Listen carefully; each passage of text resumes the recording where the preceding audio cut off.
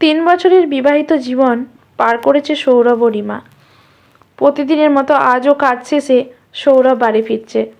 তবে আজ বাড়িতে ঢোকার পরই থেকেই রিমার মুখ গম্ভীর। চায়ের কাপ হাতে বসে থাকা সৌরভও টের পায় কিছু একটা ঠিক নেই। তুমি কি আজও আমার কথা ভুলে গেছো? হঠাৎ করেই রিমা ঠান্ডা স্বরে প্রশ্ন করে। সৌরভ বিভ্রান্ত হয়ে বলে, কোন কথা? রিমা একরকম রাগ চেপে বলে, আজ আমাদের বিবাহ বার্ষিকী। সৌরভ হতভম্ব।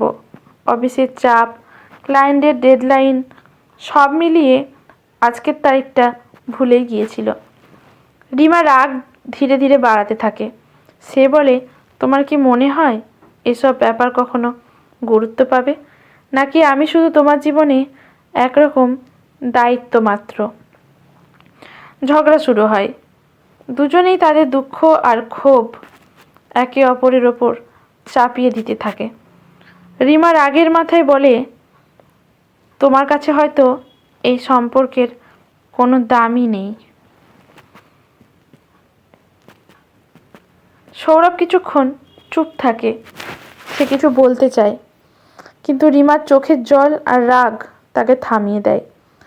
রাতে দুজন আলাদা ঘরে শুয়ে থাকে।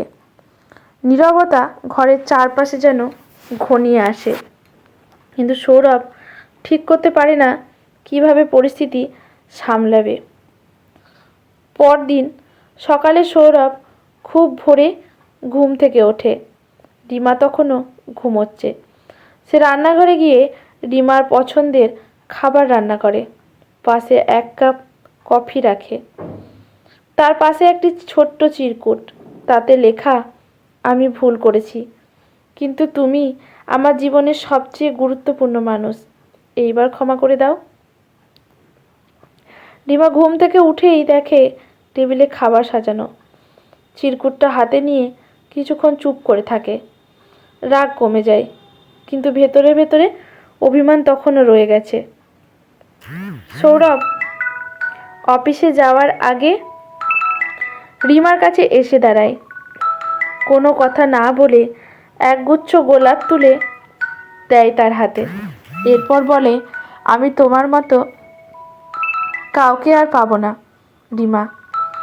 তুমি রাগ করতেই পারো, অভিমানও করতে পারো, কিন্তু আমাকে একা ফেলে যেও না।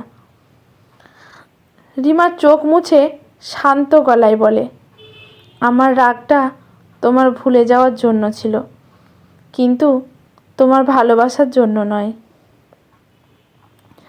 এই কথার পর দুজনেই একে অপরকে জড়িয়ে ধরে।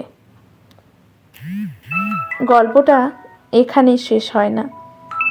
ঝগড়া জীবনের অংশ, কিন্তু ভালোবাসা যদি গভীর হয় তাহলে কোনো অভিমানই স্থায়ী হয় না। সৌরভ আর রিমার আবার নতুন করে একে অপরকে বুঝতে শুরু করে। তাদের সম্পর্ক আরও শক্তিশালী হয়ে ওঠে, কারণ তারা বুঝতে পারে ভালোবাসা মানেই শুধু হাসি আর আনন্দ নয়, কখনো কখনো ছোট ছোট ভুল ক্ষমা করে দেওয়াটাও ভালোবাসার অংশ। আজকের লেখাটি এখানেই সমাপ্ত। লেখাটি লিখেছেন অমিত কুণ্ড। গল্পটি যদি আপনাদের ভালো লাগে তাহলে লাইক শেয়ার করতে ভুলবেন না। ইউটিউব থেকে দেখলে চ্যানেলটি সাবস্ক্রাইব করে বেল নোটিফিকেশনটি অল করে দেবেন।